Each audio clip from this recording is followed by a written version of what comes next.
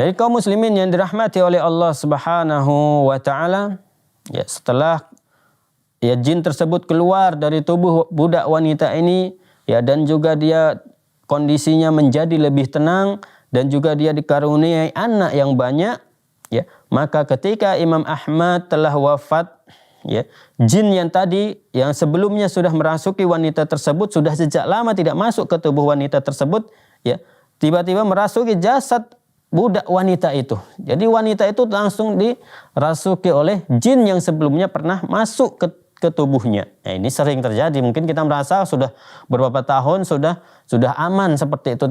Jin tidak akan masuk lagi, tidak akan kembali lagi. Ini yang sering terjadi. Kita menyangka yang seperti ini. Padahal tidak, ya walaupun sudah lama jin tersebut tidak masuk ke dalam tubuh kita, ya tidak menutup kemungkinan juga ya pada suatu saat jin tersebut akan kembali lagi untuk mengganggu kita. Jadi jangan merasa aman dulu. Dan itulah ya sifat ataupun yang terjadi pada budak wanita ini. Lalu Khalifah Al-Mutawakkil mengutus temannya lagi untuk pergi menemui Abu Bakar Al-Marwazi dan memberitahukan kepadanya apa yang dilakukan oleh Imam Ahmad semasa hidupnya dalam masalah ini. Al-Marwazi pun lalu mengambil sebelah sandal dan pergi mendatangi budak wanita itu. Jin itu pun berkata melalui lisannya, ya jadi jinnya mengatakan ya, setelah Abu Bakar Al-Marwazi melakukan sebagaimana yang dilakukan oleh Imam Ahmad sebelumnya, yang dia mengutus utusan agar mengatakan kamu lebih memilih dipukul ataupun ditampar ya dengan sandal ini sebanyak 70 kali ataukah kamu keluar dari tubuh wanita ini, ya. Dan Abu Bakar Al-Marwazi mempraktekkan apa yang dilakukan oleh Imam Ahmad tersebut, dan jin tersebut pun mengatakan, aku tidak akan keluar dari tubuh budak wanita ini. Aku tidak akan mematuhimu dan tidak menerimamu. Imam Ahmad bin Hanbal taat kepada Allah Subhanahu wa taala sehingga kami diperintahkan untuk mentaatinya, ya, untuk menaati Imam Ahmad tersebut. Jadi kaum muslimin yang dirahmati oleh Allah Subhanahu wa taala, jadi jin tersebut itu taatnya karena perintah dari Allah Subhanahu wa taala agar menaati Imam Ahmad tersebut, yaitu keluar dari tubuh budak wanita ini. Ya. Tapi walaupun seperti itu, ya bukan berarti Imam Ahmad ya setara dengan Nabi Shallallahu Alaihi Wasallam, bukan. Ya, ini adalah perkataan dari jin.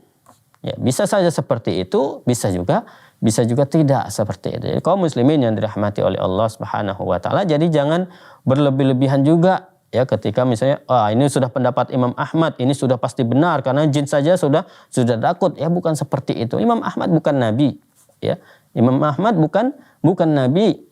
Ya, sehingga tidak perlu kita kultuskan seperti Nabi Muhammad sallallahu alaihi wasallam. Kalau ucapan Nabi sallallahu alaihi wasallam kita harus ambil mutlak, tidak boleh kita menolaknya.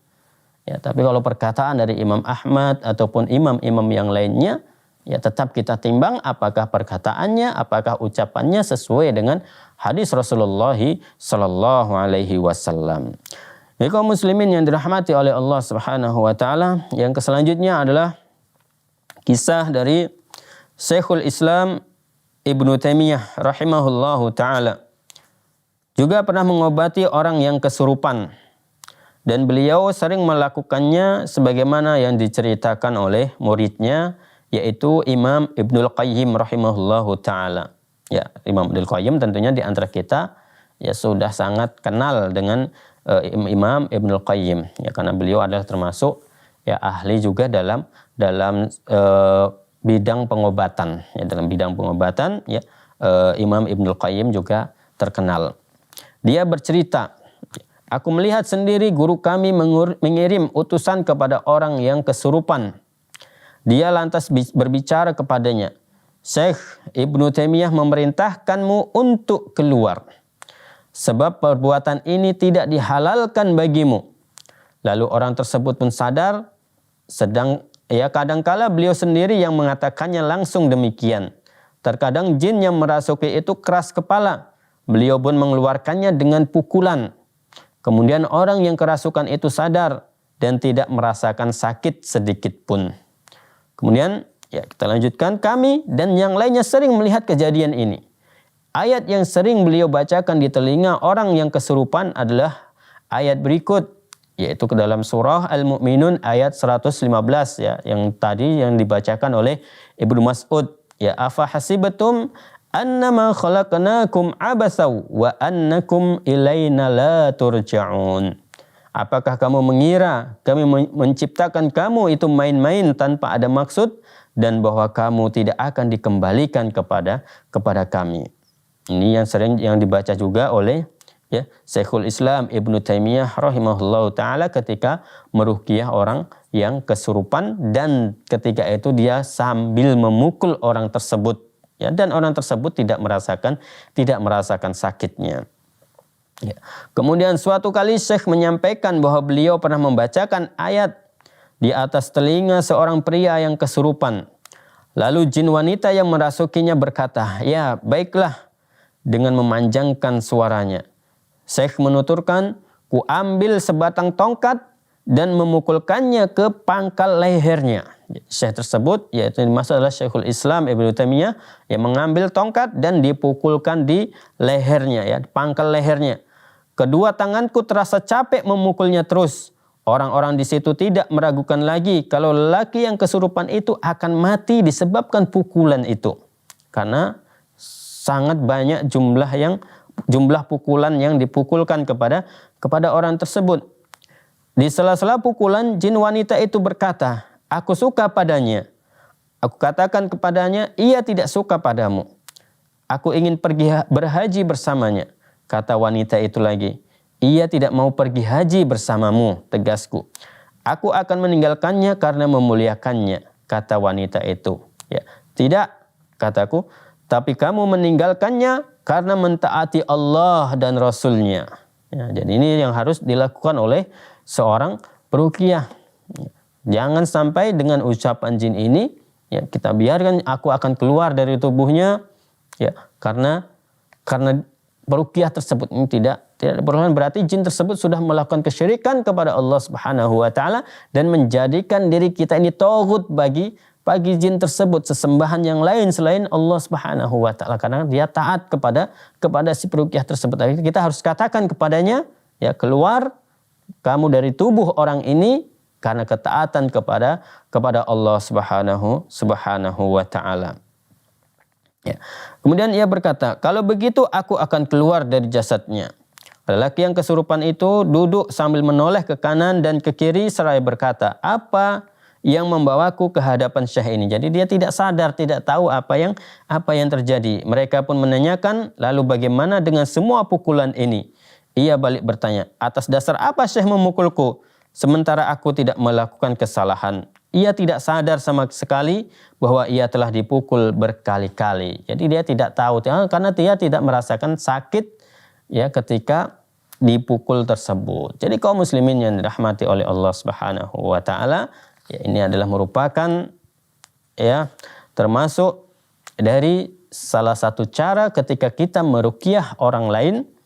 Ya, ketika jin tersebut ingin ataupun akan keluar dari tubuhnya, kemudian dia mengatakan bahwasanya aku akan keluar dari tubuhnya ya karena atas perintahmu. Ini harus seorang peruqyah harus lebih berhati-hati. Makanya kalau seorang ingin melakukan ataupun ingin meruqyah orang lain, ya, dia harus mengetahui ya seluk-beluk ataupun tata cara agar jin tersebut tidak melakukan kesyirikan kepada kita. Ya, karena kalau jin tersebut melakukan kesyirikan, ya, maka kita akan jadi bangga. Jadi jin tersebut keluar dari tubuhnya itu karena ruqyahku, karena bacaanku. Tidak mempan jin tersebut dibacakan oleh orang lain. Ya, ini adalah menjadikan takabur, menjadikan kesombongan yang ada pada seorang peruqyah. Dan inilah yang menjadi incaran dari mereka bangsa jin. Ya, agar kita menjadi orang yang takabur, agar kita menjadi orang yang sombong. Ya. Makanya Rasul Shallallahu Alaihi Wasallam ya menyebutkan bahwasanya tidak akan masuk surga orang yang ada di dalam hatinya itu sedikit saja kesombongan.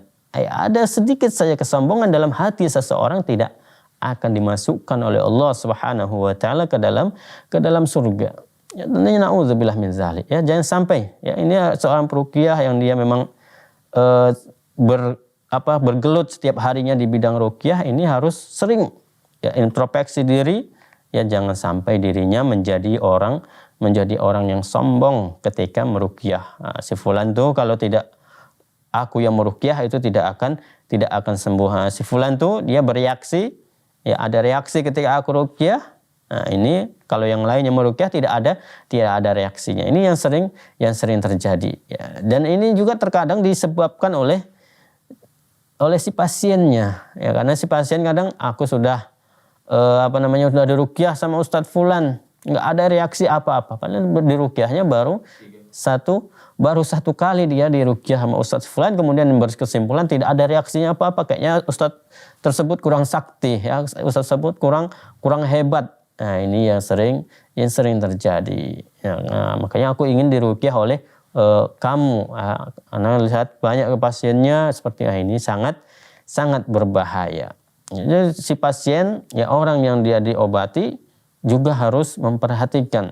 Ya, bukan berarti ya ruqyah yang dilakukan oleh orang lain itu tidak ada reaksinya. Itu ada reaksinya, akan tapi tidak nampak. Karena terkadang jin tersebut sudah membuat benteng-benteng. Misalnya dia membuat benteng 3 benteng. Ya, jadi yang terbuka ketika dibacakan ruqyah yang pertama, terbuka benteng yang pertama.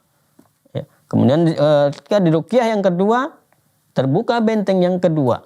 Ya, dan dia sudah merasa bosan. Aku diruqyah sama si fulan tidak ada reaksinya. Kemudian meruqyah dia dengan ustadz yang lain, ya ketika sekali dibacakan baru ada reaksinya. Karena memang ketiga bentengnya sudah terbuka oleh ustadz yang pertama ini. Ya kaum muslimin yang dirahmati oleh Allah Subhanahu wa taala, makanya jangan mudah kita mengambil kesimpulan ya sebelum memang jelas ya apa-apa yang kita ketahui tersebut. Ya, kalau kita memang belum mengetahuinya, jangan mudah mengambil kesimpulan. Kita simpan terlebih dahulu, ya harus, apalagi orang yang dia dalam kondisi sakit harus senantiasa bersabar. Ini adalah merupakan ujian dari Allah Subhanahu wa taala. Harus bersabar. Aku sudah berkali-kali berulang kali diruqyah, tetap sabar. Ya, tetap bersabar, memohon, ya berdoa kepada Allah Subhanahu wa taala, ya agar Allah Subhanahu wa taala memberikan kesembuhan kepada kita, dan jin-jin yang zalim tersebut akan dimasukkan oleh Allah Subhanahu wa taala ke dalam nerakanya Allah Subhanahu wa taala. Semoga apa yang kita sampaikan di kesempatan kali ini dapat bermanfaat untuk kita semua. Ya, kita memohon kepada Allah Subhanahu wa taala, semoga Allah Subhanahu wa taala menjauhkan diri kita dari gangguan jin dan syaitan, ya, dan semoga Allah Subhanahu wa taala menjauhkan diri kita dari perbuatan syirik yang kita ketahui ataupun yang tidak kita ketahui. Kita tutup dengan doa kafaratul majlis. Subhanakallahumma bihamdika asyhadu an la ilaha illa anta astaghfiruka wa atubu ilaik. Wassalamualaikum warahmatullahi wabarakatuh.